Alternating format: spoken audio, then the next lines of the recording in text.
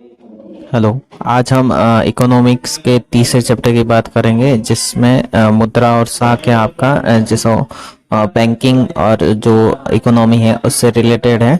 इसमें देखिए आपके 5 नंबर के सवाल आएंगे, एक वस्तुनिष्ठ आएगा एमसीक्यू टाइप में, और एक आपका जो है क्वेश्चन वो ऐसे टाइप आएगा, है ना, जिसे आप निबंधात्मक प्रश्न बोलते हैं।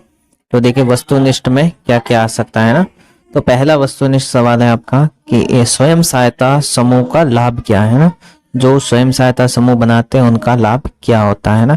तो उसका देखिए 4 ऑप्शन है कि सदस्यों को कम ब्याज पर छोटे कर्ज मिल जाते हैं, कर्जदारों को ऋण आधार की कमी की समस्या से उबारते हैं ये, सदस्यों को एक आम मंच मिलता है जहां पर सामाजिक विषयों पर चर्चा हो सके।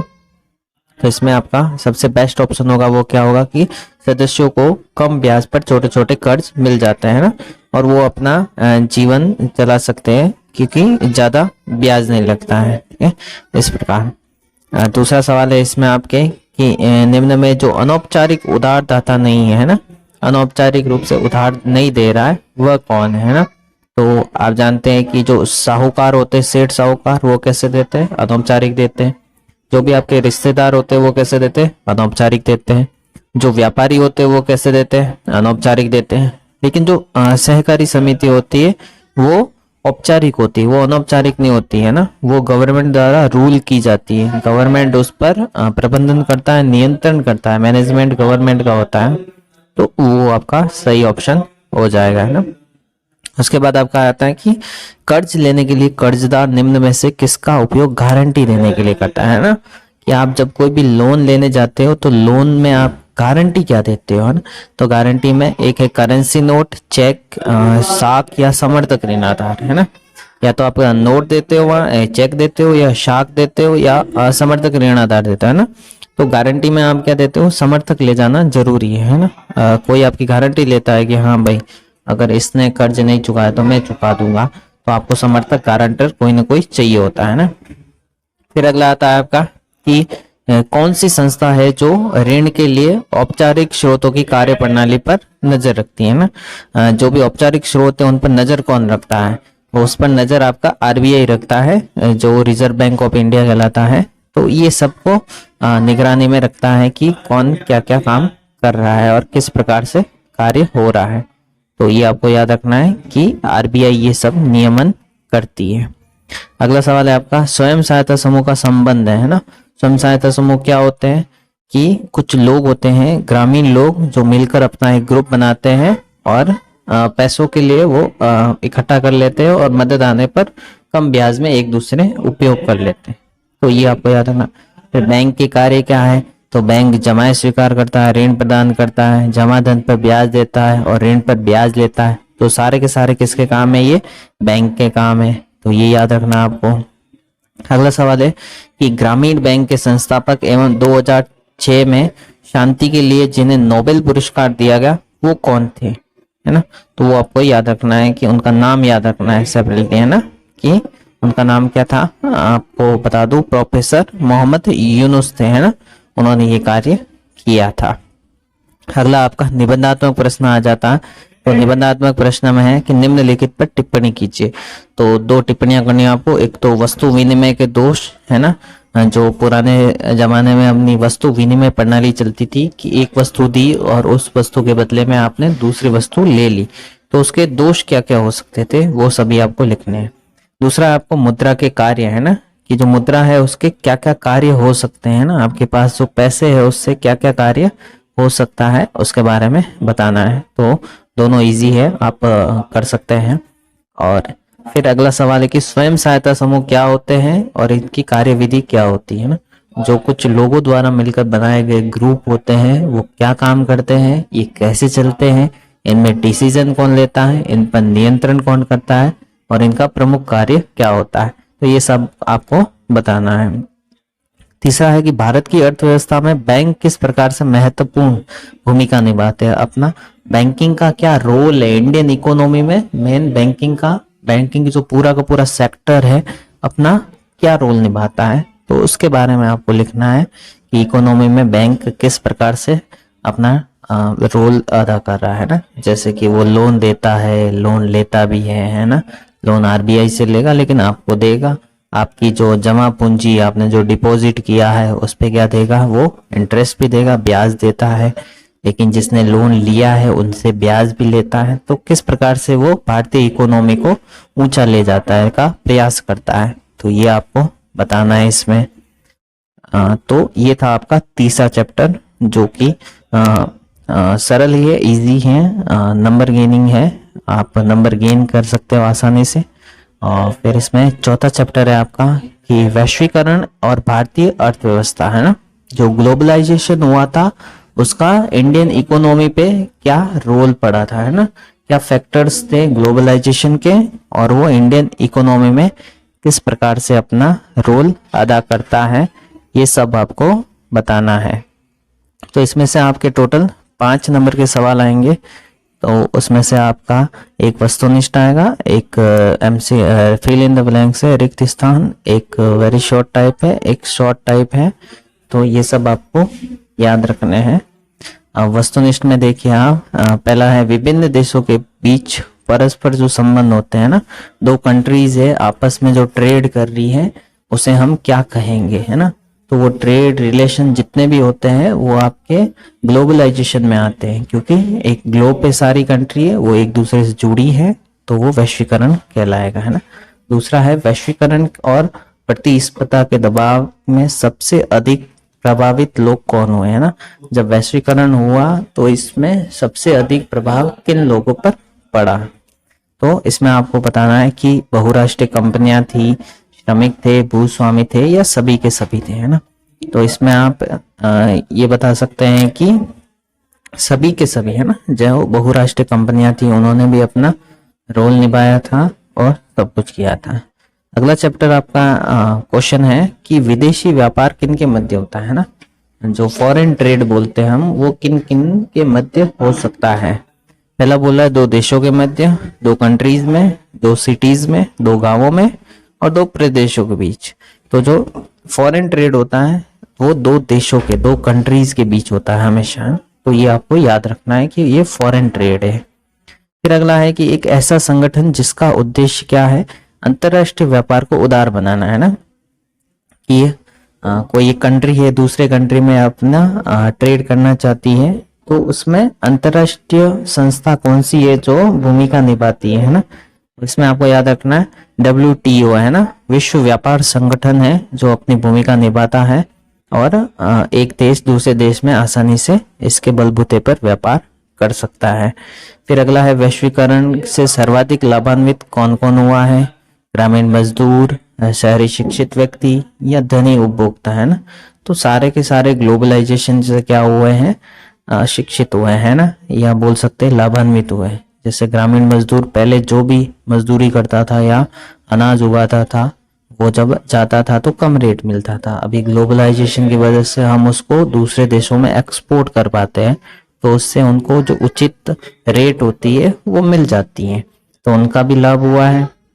शहरी शिक्षित व्यक्ति, जो पढ़े लिखे लोग थे, है ना, पहले जो यहाँ पे जॉब करते थे उनकी सैलरीज वगैरह कम थी। ग्लोबलाइजेशन की वजह से वो दूसरी कंपनी से जुड़े, है ना, जहाँ पे उनको बेटर क्वालिटी मिली, है ना, बेटर इनकम हुई उनकी, तो वो भी क्या हुए, लाभान्वित हुए। और धनी वर्ग के उपभोक्ता एक जगह से दूसरी जगह फैक्ट्री खोली, तो उनका भी लाभ हुआ। तो सारे के सारे इसमें आ सकते हैं, ये सभी है ना। अगला है फोर्ड मोटर्स कंपनी किस देश की बहुराष्ट्रीय कंपनी है ना। जो फोर्ड कंपनी है जो गाड़ियां बनाती है वो कहाँ की है ना, भारत की है, चीन की, अमेरिका की, या दक्षिण कोरिया की। तो वो कंपनी है, अमेरिकन कंपनी है, जो सेकेंड वर्ल्ड वॉर के बाद बनी थी, हेनरी फोर्ड ने बनाई थी उसको। ये आपको याद रखना है। नेक्स्ट क्वेश्चन है आपका रिक्त स्थान, है ना, फिल इन द ब्लैंक्स में क्या क्या आ सकते हैं। तो बहुराष्ट्रीय कंपनियों द्वारा किए गए निवेश को क्या कहेंगे, तो वो हमेशा व्यापारिक निवेश होता है, या फॉरेन इन्वेस्टमेंट होता है ना, विदेशी क्या बोलते हैं, बोल सकते हैं कि विदेशी इन्वेस्टमेंट, है ना, ये वाला फॉरेन इन्वेस्टमेंट। अगला है कि किसमें तीव्र उन्नति ने वैश्वीकरण की प्रक्रिया को उत्प्रेरित किया, है ना। तो सबसे ज्यादा उन्नति किसमें हुई है, तो उन्नति हुई है वो आपकी टेक्नोलॉजी में हुई है ना। जिससे क्या हुआ है कि जो आपका वैश्वीकरण की जो पूरी की पूरी प्रोसेस थी वो तेज हो गई है। आज आप एक देश में बैठे बैठे दूसरे देश से कुछ भी आपको जो सामग्री मंगवानी है वो आप मंगवा सकते हैं। तो ये सभी किसकी वजह से हुआ है? टेक्नोलॉजी की वजह से। तीसरा है परिसंपत्तियों की खरीद में व्यय की गई मुद्रा, है ना। जो आप कहीं पे भी कोई भी इन्वेस्टमेंट करते हो उसको हम क्या कहेंगे, है ना। वो वहां पर आपने जो मुद्रा दी है उसे हम क्या कहेंगे? तो उसे हम निवेश कहेंगे, है ना। आपने क्या किया? इन्वेस्टमेंट किया, है ना, वो आपका निवेश कहलाएगा। अगला, सरकार द्वारा व्यापार से अवरोधों अथवा प्रतिबंधों को हटाने की प्रक्रिया, है ना। सरकार लिबरलाइजेशन करती है ना, ताकि सारे के सारे प्रतिबंध हटा दिए जाए और उस देश में ज्यादा से ज्यादा फैक्ट्रीज आए, वो फैक्ट्रीज लगे, है ना। तो उसे हम उदारीकरण कहते हैं ना, लिबरलाइजेशन। तो वो आपको याद रखना है। अगला है आपका कि किसका मुख्य उद्देश्य अंतर्राष्ट्रीय व्यापार के तौर तरीकों को सरल बनाना है। जो इंटरनेशनल ट्रेड होता है, अंतर्राष्ट्रीय व्यापार होता है, तो किसके माध्यम से वो इजी हो सकता है ना। तो आपको अभी अभी मैंने बताया था कि WTO, है ना, विश्व व्यापार संगठन, इसकी मदद से ये सब कुछ होता है। अगला है भारत की बहुराष्ट्रीय कंपनी रेनवेक्सी का संबंध किससे है ना। तो भारत की एक मल्टीनेशनल कंपनी है रेनवेक्सी है, वो किससे रिलेटेड है ना। तो वो आपके फार्मेसी से रिलेटेड है, वो दवाइयां बनाती है और जो अदर देश में भी क्या की जाती है, एक्सपोर्ट की जाती है। तो ये आपको याद रखना है। अति लघुतात्मक प्रश्न में वेरी शॉर्ट आंसर में देखिए, भारत में कार्यरत दो बहुराष्ट्रीय कंपनियां, है ना। जो भारत की दो बहुराष्ट्रीय कंपनियां हैं वो कौन कौन सी है? तो दो नाम बताने आपको, जैसा हिंदुस्तान लीवर लिमिटेड है, कोको कोला फैक्ट्री है, ये दोनों क्या है? बहुराष्ट्रीय कंपनियां है ना, जो भारत में कार्य कर रही है। दूसरा आपका विदेशी निवेश किसे कहते हैं ना। जो फॉरेन इन्वेस्टमेंट होता है वो क्या होता है? तो बहुराष्ट्रीय कंपनियों द्वारा किए गए निवेश जो एक देश से दूसरे देश में करते हैं वो क्या होता है? विदेशी निवेश कहलाता है।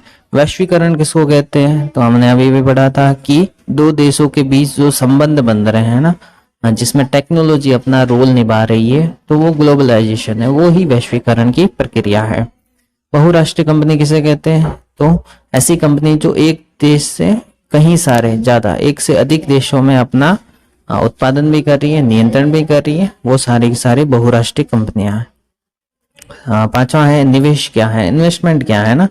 या आपने कोई भी चीज खरीदी है ना, कोई मशीन खरीदी, कोई घर खरीदा, कोई भूमि लैंड खरीदी आपने, है ना, या कोई आपने एक मोटरसाइकिल ली है, तो वो आपका क्या है? इन्वेस्टमेंट है ना।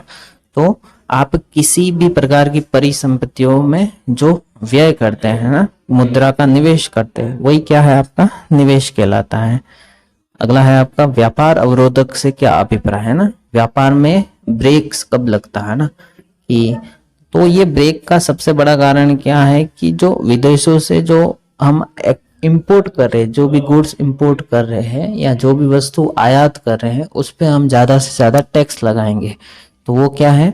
व्यापार अवरोधक कहलाएगा, है ना। वो ट्रेड में बैरियर का काम करता है, वो ट्रेड बैरियर कहलाता है। अगला है आपके शॉर्ट टाइप में है, लघुतात्मक प्रश्न में, कि भारत में वैश्वीकरण के किन्हीं दो प्रभावों को बताइए, है ना। तो भारत में वैश्वीकरण हुआ तो उसके क्या क्या प्रभाव पड़े थे, है ना। कि हमारी जो क्वालिटी थी वो क्वालिटी अच्छी मिलने लगी, हमें जो रेट थी वो रेट अच्छी मिलने लगी, है ना। हमारे इंडिया में क्या हुआ? रोजगार बढ़ा, है ना, बेरोजगारी कम हुई। तो ये सारे के सारे कारण आपको लिखने हैं। अगला है भारत में बहुराष्ट्रीय कंपनियों की भूमिका को स्पष्ट। भारत में जो मल्टीनेशनल कंपनीज है वो क्या रोल निभाती है अपना ना। तो वो विदेशी निवेश में वृद्धि करती है ना, जो हम यहाँ से एक्सपोर्ट कर रहे हैं उसमें वृद्धि होती है। वो नई नई टेक्निक्स लाती है ना, वो जो रोजगार है, एम्प्लॉयमेंट है, उसमें क्या करती है? वृद्धि करती है ना। तो ये तीनों उसके कारण है कि इन कारण की वजह से होता है।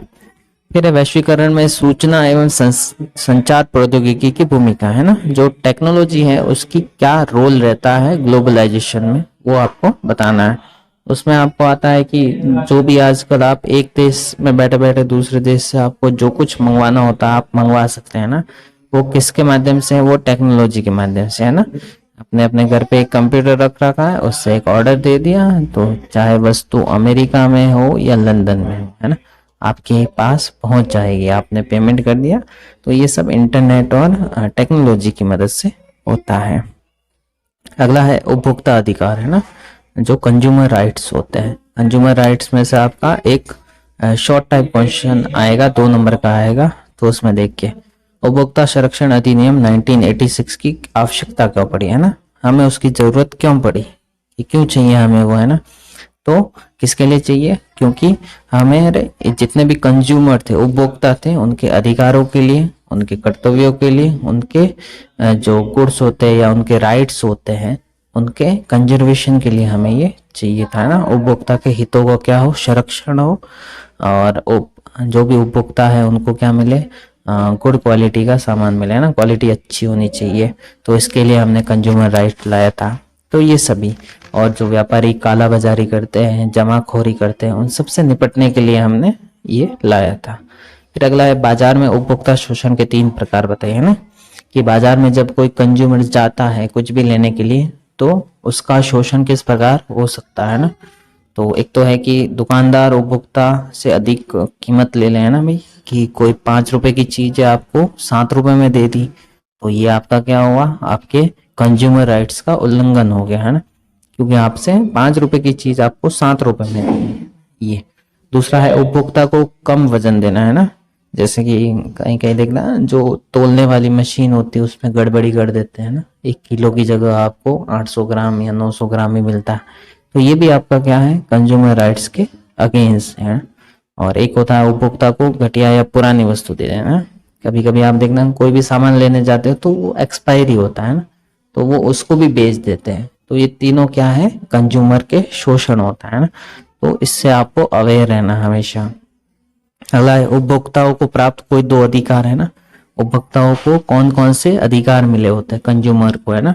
एक होता है उनको इंफॉर्मेशन का अधिकार, है ना, कि आप जान सकते हो, आप कहीं से भी कोई भी वस्तु ले रहे हो तो आप उसको पूछ सकते हो कि कहाँ से आई है, कितने में बनी है, या कितनी पुरानी है, कितनी नहीं है। तो ये आपके राइट्स है।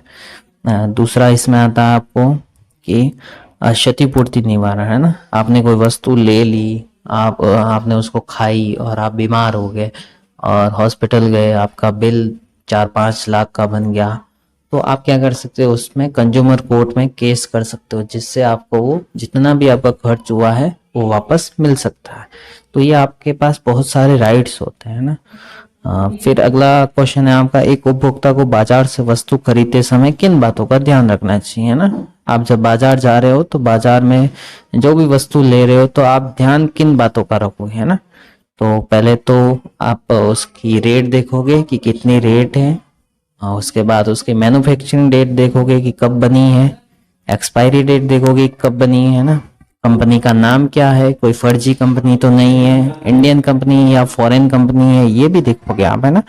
और जो भी वस्तु आप खरीदते हो उसका बिल लेना जरूरी है ना। जब आपने बिल नहीं लिया है तो वो ब्लैक मनी के तौर पे यूज किया जा सकता है। तो ये सभी आपको ध्यान रखने हैं। फिर अगला है उपभोक्ता को शोषण से बचाने के लिए उपाय क्या क्या है। तो उपाय में हमने देख लिया है कि हमने पूरा का पूरा उपभोक्ता संरक्षण अधिनियम बनाया है ना 1986 में। 24 दिसंबर को ये लागू हुआ था, इसलिए हमने 24 दिसंबर को विश्व उपभोक्ता दिवस मनाना शुरू किया था। फिर है उपभोक्ता संरक्षण परिषद के 2 काम क्या क्या है। तो ये उपभोक्ताओं के संरक्षण के लिए बनी है। ये उपभोक्ताओं को क्या करती है, मार्गदर्शन देती है कि आप कैसे अपना अदालत में मुकदमा दर्ज करा सकते हैं। तो ये था आपके इकोनॉमी के सभी चैप्टर। Thank you.